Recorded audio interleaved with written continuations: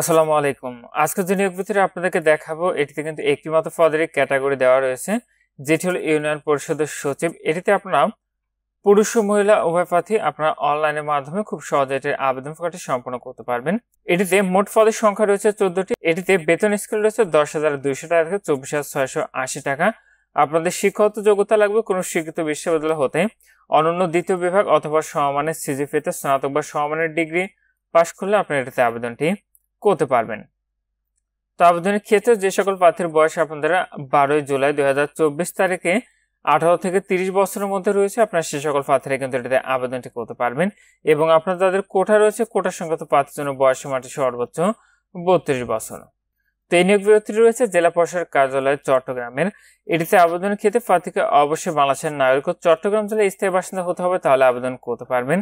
তবে বিবাহিত মহিলা প্রার্থীদের ক্ষেত্রে আপনার স্বামীর স্থায়ী ঠিকানা আপনারা উল্লেখ করে আবেদনটি করবেন। তো আপনারা এখানে যে ওয়েবসাইটের ঠিকানাটি দেখতে পাচ্ছেন, এখান থেকে অনলাইনের মাধ্যমে আবেদনটি করতে হবে। আবেদনটি তো ইতিমধ্যেই শুরু হয়ে গিয়েছে। আবেদনটি শেষ হবে 12 জুলাই 2024 খ্রিস্টাব্দে রাত 12টায়। যেহেতু একটি মাত্র পদেরই ক্যাটাগরি দেওয়া রয়েছে, একটি পদের জন্য আপনার পরীক্ষার ফি নির্ধারণ করা হচ্ছে 223 টাকা, যেটি আপনি টেলিটক প্রিপেইড মোবাইল নাম্বার থেকে এসএমএস এর মাধ্যমে খুব সহজে পরিশোধ করতে পারবেন। আপনারা আমাদের মাধ্যমে আবেদন করাতে চাচ্ছেন, আমাদের হোয়াটসঅ্যাপ নাম্বারে যোগাযোগ করবেন। আপনাদের প্রবেশপত্র প্রাপ্তির যে বিষয়টি পরবর্তী আপনার মোবাইলে এসএমএস এর মাধ্যমে জানিয়ে দিবে। তখন আপনার নির্ধারিত এই ওয়েবসাইট থেকে খুব সহজে আপনাদের প্রবেশপত্রগুলো কিন্তু ডাউনলোড করে নিতে পারবেন। তো এখানে এই ছিল জেলা পরিষদ কার্যালয় চট্টগ্রামের ইউনিয়ন পরিষদের সচিব পদের নিয়োগ বিজ্ঞপ্তি।